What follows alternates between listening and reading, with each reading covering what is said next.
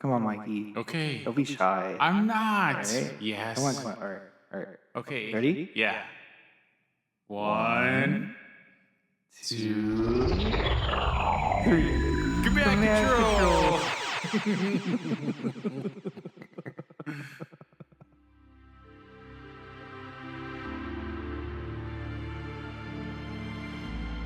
Command Control presents Hardwire Heartache, Synthetic Love Stories, Episode 10, The End, Part 1.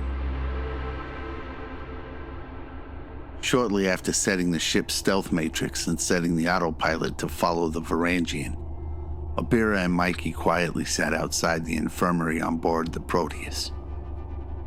Grell was treating Daphne and himself for scrapes and bruises with the dermal laser, as her puffy little eyes had swollen from crying. Birx was in bad shape, hooked up to machines and having trouble breathing. It's gonna be alright, Daphne. I've seen the old man pull through worse. Mikey leaned forward and popped a cigarette in his mouth. Hesitating to put them back in his pocket, he decided to hand one to Abira. She looked at the cigarette in the outstretched hand of Mikey for a moment, and then decided to take it. I'm kind of surprised you'd offer anything to me. I thought you hated androids, seeing as how you sold us out. Yeah, I'm kind of surprised you took it. Look, I was trying to protect my friends, and I'm sorry for what I did. I got us into that mess, but you're the reason we all made it out of there, so I figured it's the least I could do. I don't blame you. Your reasoning was flawed, but your reasons weren't. Though, I do wonder why you hate synthetic things so much. It must take a lot of energy. It's a long story. It's a long trip. Mikey lit both of their cigarettes and lay his head back against the headrest as he took a big drag of smoke and let it meander out of his mouth. Abira was right. Holding that much hate inside was tiring. He couldn't think of a reason why telling Abira would make any difference. So with a heavy sigh, he began. I didn't always hate androids. Believe it or not, I was the exact opposite of anti-android. I married one. I can still remember sitting on the veranda of that fancy restaurant I could never afford. I don't know why I decided to meet him there. I guess I just wanted to make a good first impression. I was so nervous and out of place. I even remember worrying that I might not be able to recognize him. Like maybe the picture would be different than the real thing. So stupid. I knew who he was right away. To make it seem real, the company would have you talk to your potential date a few times before they sent them to meet you. Michael? It's Ricky. Oh, you're just like I imagined. I allowed myself to fall for him. I was so ready to jump in that I just put away all my fears and I went for it. He wasn't perfect. Sometimes he would smile even if we were in a fight. Sometimes his beard stubble felt like wires when they were too short. But the way we used to lay in bed and hold each other and talk until dawn, that felt so real. He became my better half. He kept me grounded with his humor when I was acting crazy. He knew just the way to calm me down when I was freaking out. The photos he would take of our articles made them worth reading. I loved him with all of my heart. We decided to get married after the first year together. We didn't plan on it, but one night we were in the jungles of Sama 6 on an assignment, and over a bottle of local booze, we went through these amazing photos we took.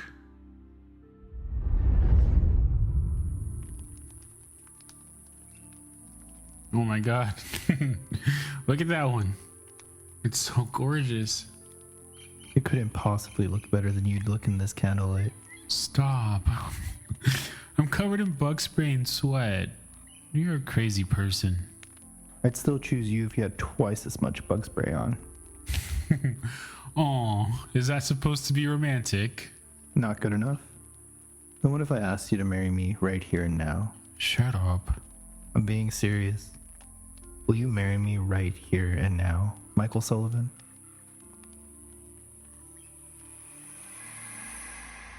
We just decided to do it. Maybe it was the alcohol or the thrill of making something special together, but I can honestly say I never regretted the decision even once. That night, under the 3 moons of Summer 6, the village elder married us, and we never looked back. Ricky was an older model. He lived a few lifetimes, and even though they erased most of those memories, some of them began to bleed through without the proper updates. I'm sure you know. But, anyway, I still remember the first time he slipped. It was over something so simple. He was standing in the kitchen one morning just staring at this jar of peanut butter. Ricky, have you been up all night? I was about to make your lunch, but for the life of me, I can't remember how to make the fucking sandwich. Something about the way he said it scared me. If you knew Ricky, then you would know that nothing rattled him. He was jovial even when all hell was breaking loose. But this time, he sounded frightened. I really need to upgrade, but it feels so damn intrusive. Last night, I had a dream that I was a stripper, and I can't tell if it was a dream or an actual memory bleed. You could always show me your stripper moves and I'll tell you if they're good enough to be real. See if it's muscle memory or something. You're ridiculous. Listen, Ricky. I love you how you are. If you grow old and forget everything, we'll be getting old and forgetting everything together. Like we promised. I just don't want to be a burden on you or this relationship is all. I've heard stories. I'm just worried you won't be the same. Then I guess I'll make tuna salad from now on. At first, the slips were cute. One day he woke up and remembered all the moves to this old dance routine by someone called the Backstreet Guys. By our 10th anniversary, he would sometimes tell stories about places we had never been to. I just smiled and listened. The things he had seen and done in his past lives sounded so beautiful. It wasn't all sunshine though. Sometimes he would forget about dinner plans or where he put his wallet. I worried that it might get worse, but I also worried about how long it had been since he updated. On our 10th anniversary, I already knew I was in for my annual surprise romantic dinner and night of pampering. We loved doing these things for each other. He took pride in the fact that he remembered all the little things I liked. But when I came home, he just was laying there on the couch, staring at the ceiling. No rose petals, no candlelight with the smell of asada and all the fixins. Hey, handsome. What's so cool about the ceiling? Nothing. I just feel like I'm forgetting something and I thought I'd like to lie down and think about it. Oh, yeah? Are you sure you're not trying to surprise me with a fancy dinner date? What's the occasion? At first, I just thought he was playing around, but I could tell by the look on his face that he really didn't remember. I realized immediately that he had slipped, and it broke my heart. But I also knew it wasn't his fault, so I just let it slide like it was nothing. We ordered takeout and watched cheesy old movies until we passed out on the couch in each other's arms. Looking back on it, it was actually kind of perfect. We got up and went to bed, and sometime during the night, he must have gone up. I don't know how he found out. Probably just looking at the calendar or something. I mean, at least that's why he did what he did.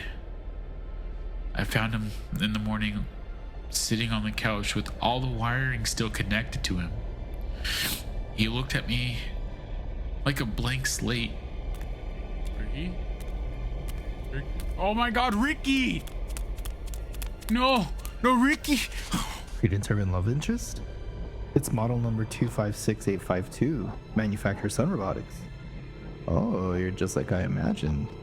Oh, Ricky! It was horrifying. I felt so helpless. He tried to update during the night, but the file corrupted from being so far out of date. I took him to the manufacturer, but they just said he was effective for being overwritten too many times, and they would give me a fucking half-off coupon on another robot. I went from devastated and depressed at the loss of my husband and my beautiful life to angry at myself because I fell for a stupid illusion. The synthetic love story made up by a machine to fool a stupid, lonely loser to thinking he was lovable. So I said, fuck it, to androids, robots, synthetic, anything. I thought they only existed to lie to us, to trick us into thinking that life was something greater than just illusions and bullshit. Abira took the last drag off a cigarette and held it in, thinking for a long moment.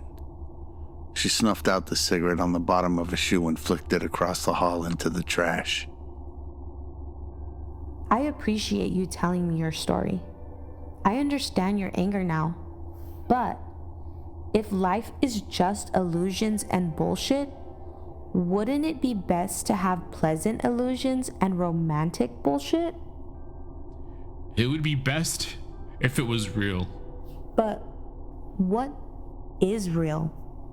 Ancient humans believed that the stars were the campfires of their ancestors. They died bravely because they knew they would join their relatives beside the eternal flame. Yeah, because they were idiots who believed a lie. What's your point? My point is, the ancient human perception created their reality. If you say your love for one another was real, then it was, because you felt it. I can still feel it, even though I try to keep myself from it. Then it's still real, until the last person believes it wasn't. But if I tell myself it wasn't real, then I could tell myself it was all a stupid trick. And it will make it easier to get over. You'll never get over it. You'll just get swallowed up in all that hate, and you'll never be free. Mikey exhaled the last bit of smoke from his cigarette and held his head in his hands. Even though he was utterly exhausted, he stood and adjusted his clothes, straightened his tie. That's a lot to think about. I'm gonna go check on Birx. And, Abira, thanks.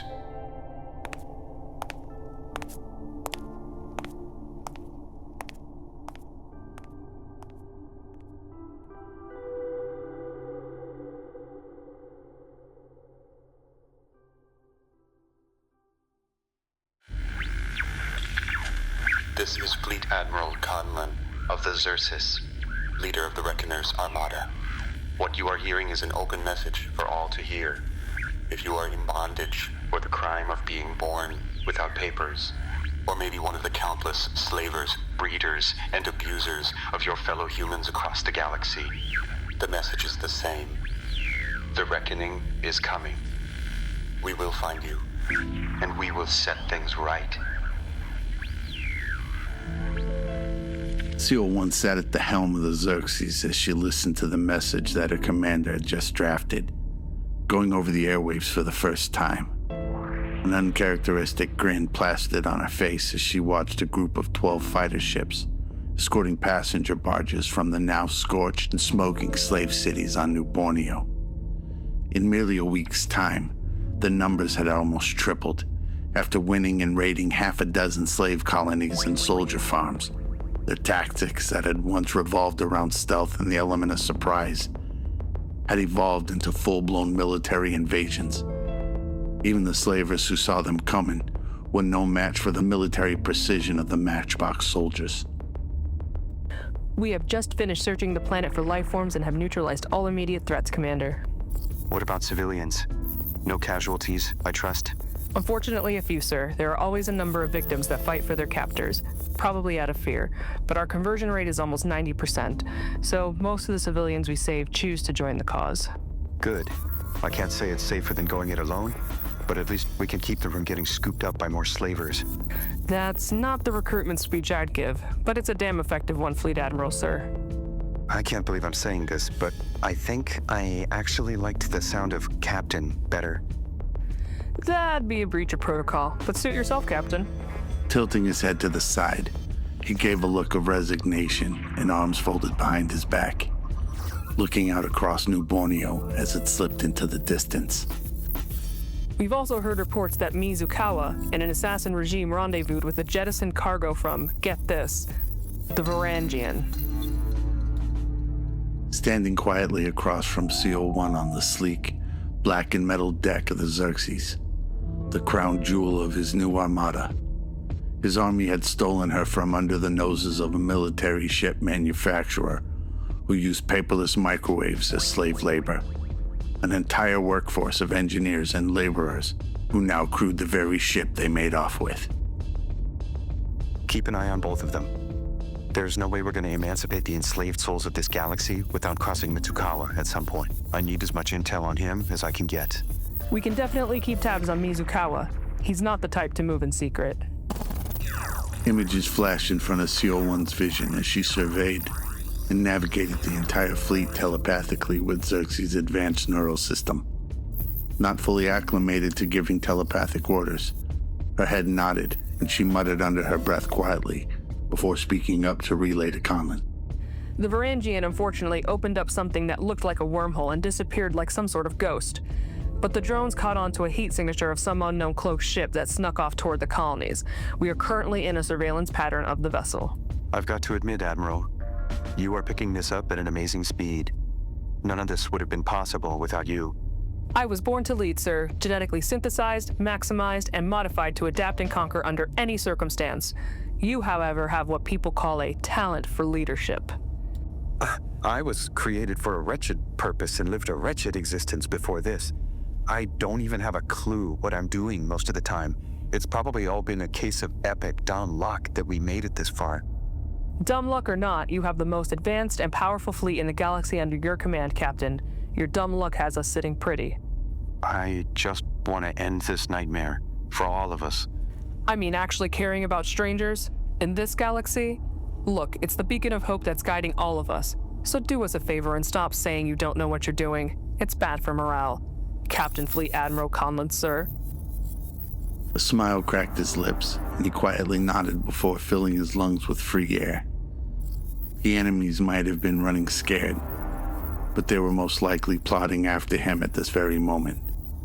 Conlon was used to feeling pursued, in constant danger with his gaze constantly over his shoulder. The only difference was this time, he felt at peace knowing that even if they somehow lost the fight, they now had the means to take on just about anyone to the bitter end. Understood, Admiral. And keep an ear out for any distress signals and call the fleet into protective positioning. And give the soldiers a bit of R&R while we figure out our next move.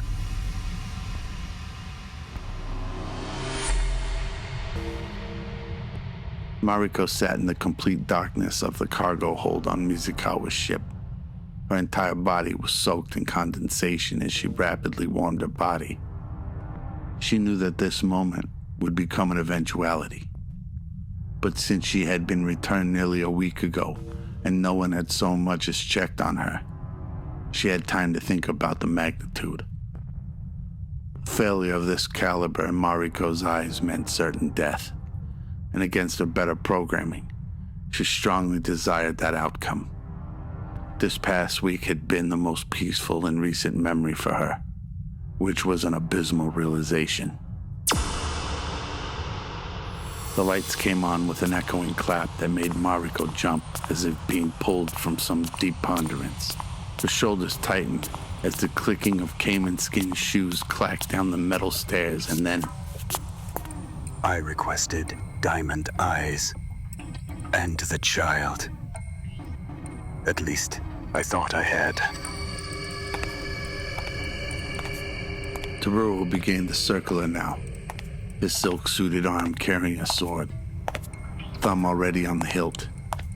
Sweat began to glisten on his skin. His voice remained calm and monotone, but Mariko knew the man well enough to see that he was murderously seething. She could feel the dark, chaotic energy pouring from him. It felt like it could grind her into the ground without even touching her. Like his glance would cut deeper and inflict more pain than the very blade he held. Mariko, recite to me what your orders were, verbatim. Either come home with your sister, or do not return at all, my lord. As soon as the words left her lips, the rage bubbled up inside of Teruro and erupted into a massive fist driving into the steel panel of the cargo bay. The strike hit with such force that it echoed mercilessly into Mariko's ears, causing her to wilt away from him. Exactly, and yet here you are with your tail between your legs like a useless, pathetic dog. I want answers, not excuses. Answers. Mariko defiantly composed herself, her gaze fixed diligently on the floor in front of her as she straightened her back and spoke in a calm, if not direct tone. My lord, it seems as though the gifts you've bestowed upon your lover are too much for me to overcome. She formed strong alliances in a short period of time and used cunning to deceive me. Teruro launched a heavy foot into the side of Mariko that knocked the wind from her so suddenly and so forcefully that she groaned and gasped for air. You really think you can afford that level of sarcasm? The failure you've become, the weakness you've formed for your insolent sister. You're even beginning to sound like her. Mariko struggled to sit back in the kneeling position as Teruro continued to stalk around her, his gaze so piercing and malevolent that she winced against it, his violence juxtaposed by his calm voice, dripping with venom. Diamond Eyes is conspiring with Daniel Birx to erase the young child's consciousness from her memory. They're traveling with the leader of the Rust City Circus, Grell Andor, who has ties to the Varangian. I tracked them and was about to secure Diamond Eyes as well, but then they sprung a trap of their own and captured me within the Wraith. As they tried to make their escape, I intervened by using the self-destruct on my ship. However, the Wraith is nearly indestructible from the outside. It merely threw them off course. We ended up in a foreign system. I heard talk of a place called Radiant City, but they were careful not to divulge anything else. Another brutal and swift kick plowed into the solar plexus of Mariko, and she groaned out, doubling over. She would have gone face first into the ground were it not for Teruro grabbing a thick handle of her hair and pulling her up to meet his terrifying dragon-eyed gaze. If I didn't know it was impossible, I'd say you were withholding evidence from me. Just another dash on the list of reasons why I'm afraid you must be permanently deactivated. Mariko's body shook with pain and anguish as her memory banks began to slip. In this most dire of situations, something in her mind seemed to snap, and a flood of images came before her eyes like memories. People she had killed, despicable things she had done. But to her surprise, Abira and her conversation with Daphne came up the most often. When she focused again, Mizukawa was tilting his head, looking confused. What was that in your eyes? That glimmer? I've seen it before, but no, not possible. Do as you must, my lord. I have failed you. Eliminate me. A tear then slid down Mariko's cheek, and Teruro's eyes widened as if a terrifying miracle was happening. And in the darkness of that small cargo hold, it was. You're not programmed to feel remorse. How are you? Before he could finish his question, he stood and held the blade to her neck with both hands. Strange and wild fear took the sharpness from his eyes and made his chest begin to heave. He raised the sword slowly and Mariko held her neck out, facing down so the blade would cut cleanly. Just as the blade began its deadly motion downward, a sound stopped her roll mid-swing. Mariko looked through the curtain of her hair toward a pair of tabby shoes that appeared at the top of the stairs. My lord, we picked up a signal from one of the far-off colonies. It's a 98% voice match with one of our primary targets. It's an SOS call, but the signal's very weak.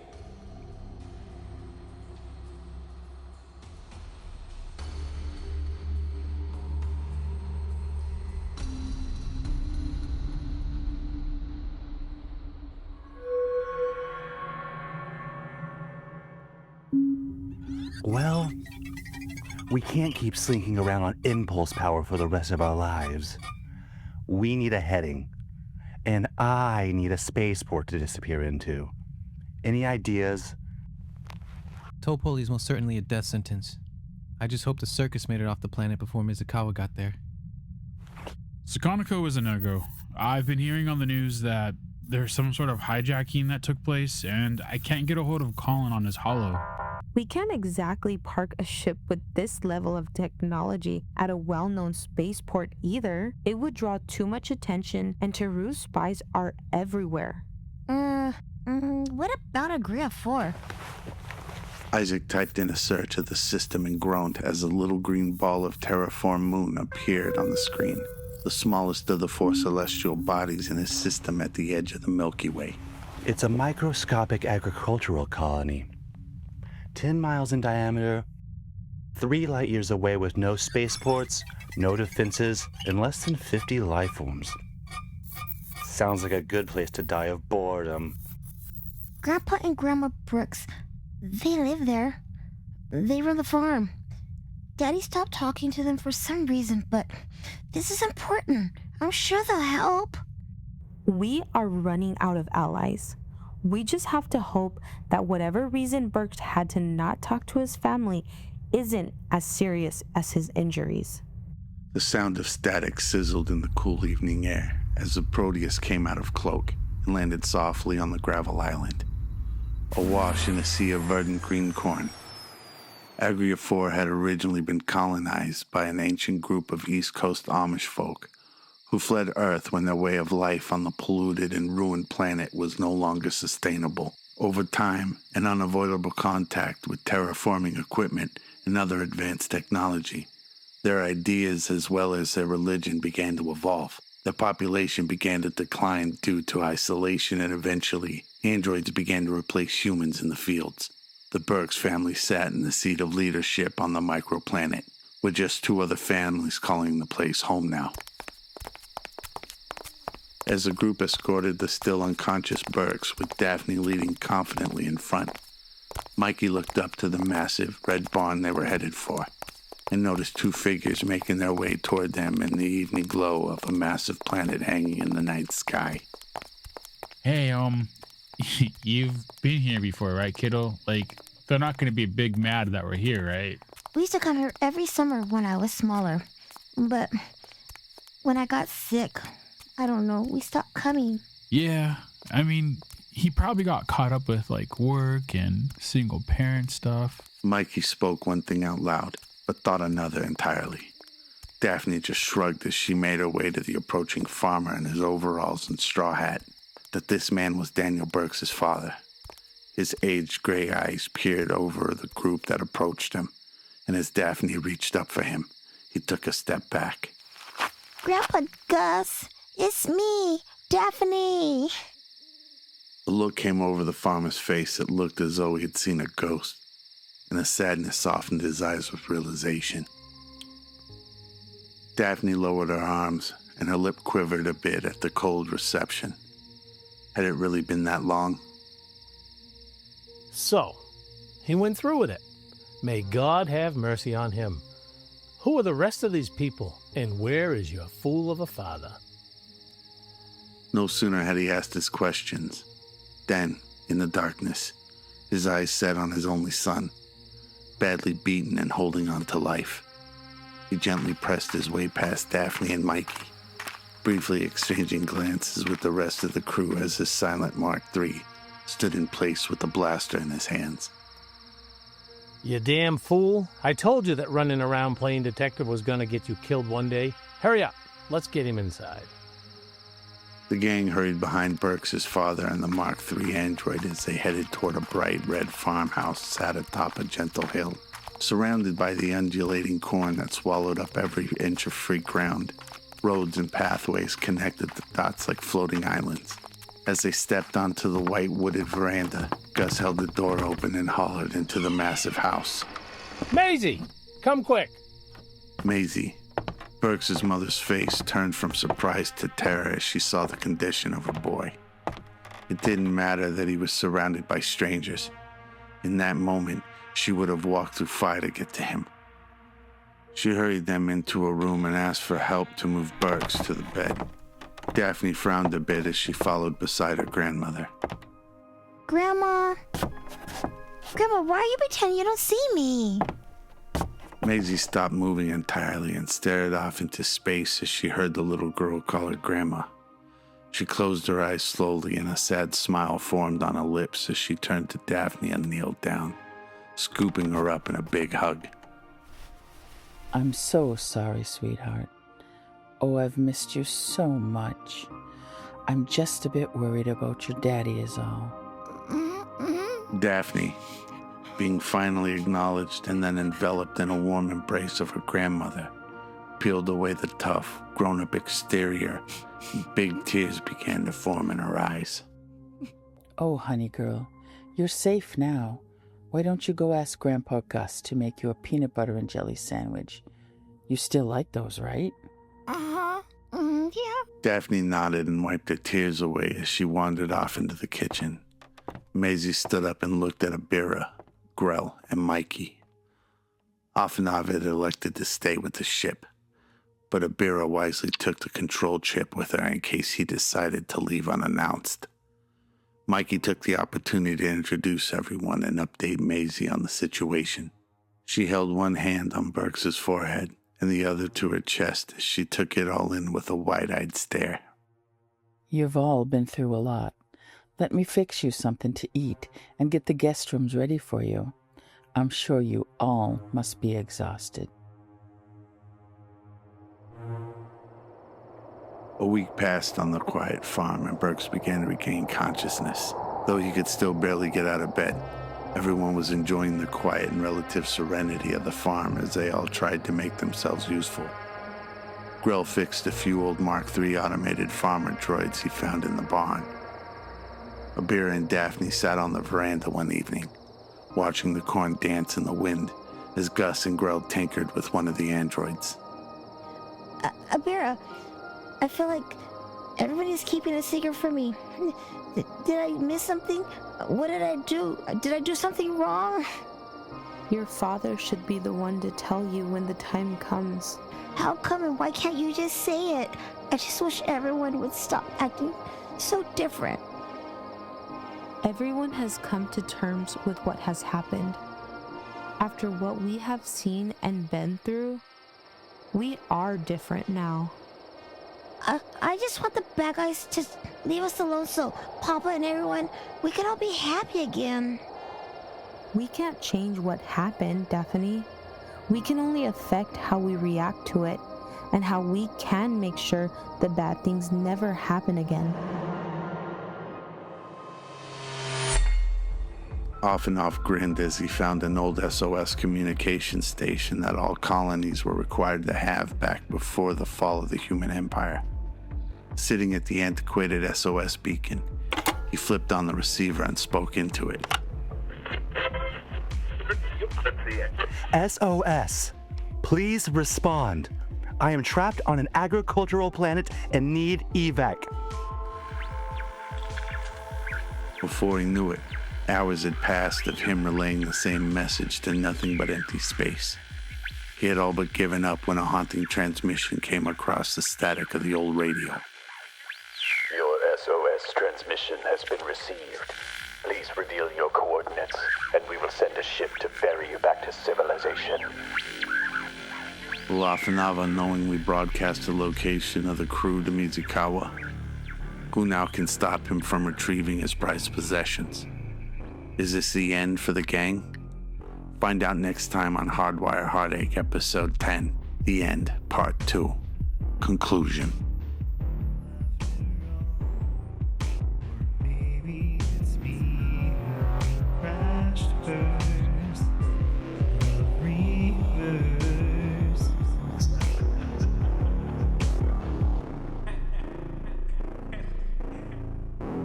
Don't forget me. I love you, Mikey. I love you too. Our love is in low resolution. It glitches where you used to be. Still trapped inside the disconnection.